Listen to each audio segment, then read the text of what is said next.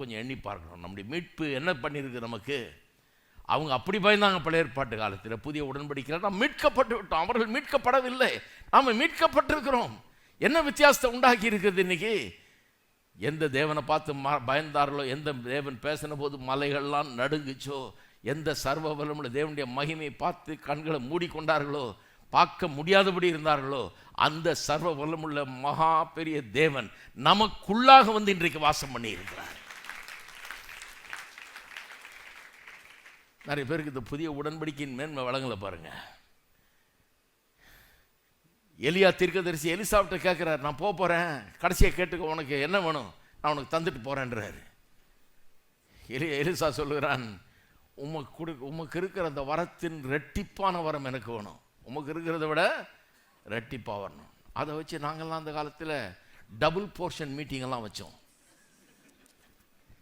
வாருங்கள், ரெட்டிப்பான வரத்தை பெற்றுக்கொள்ளுங்கள். நான் போயிருக்கேன் எத்தனையோ ரெட்டிப்பான வரங்கள் மீட்டிங்குக்கு போய் ரெட்டிப்பான வரத்தை பெறுறதுக்கு. ஏன்னா ரெட்டிப்பாக கிடைக்குதான். ரெட்டிப்பான வரத்தை எலிசா கேட்டு பெற்றுக்கொண்டான், நம்ம கூட ரெட்டிப்பான வரத்தை பெறுவோம் அப்படின்னு நினச்சேன். அப்புறம் தான் எனக்கு விளங்குச்சு, ரெட்டிப்பான வரலாம் ஒன்றுமே கிடையாது. புதிய உடன்படிக்கையின் கீழே அவரே வந்து எனக்குள்ள வாசம் பண்ணுகிறார். இயேசு சொல்லுகிறார், ஸ்திரீகளிடத்தில் பிறந்தவர்களே யோவான் ஸ்நானகனை போல பெரியவன் ஒருவனும் இல்லை. பழைய ஏற்பாட்டு தீர்க்கதரிசிகளிலே யோவான் ஸ்நானகன் தான் பெரியவன். அவனை காட்டிலும் பெரியவன் கிடையாது. எலியாவெல்லாம் காட்டிலும் யோவான் ஸ்நானகன் பெரியவன். ஆனால் அதே பகுதியில் அதே அடுத்த லைனில் சொல்றாரு, தேவனுடைய ராஜ்யத்திலே சிறியவனாய் இருக்கிறவன் யோவான் ஸ்நானகனை காட்டிலும் பெரியவன்.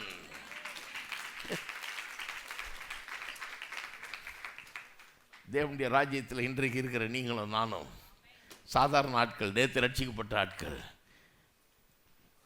எலியா அந்த டபுள் போர்ஷன்லாம் ஒன்றுமே கிடையாது. அதை காட்டிலும் நாம் பெரியவர்கள்.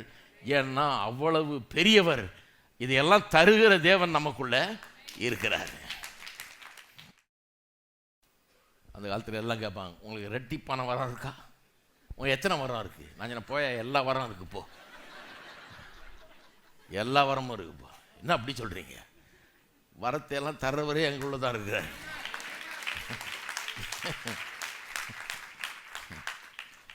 இவருக்கு எத்தனை வரம் இருக்குது, அவருக்கு எத்தனை வரம் இருக்குது?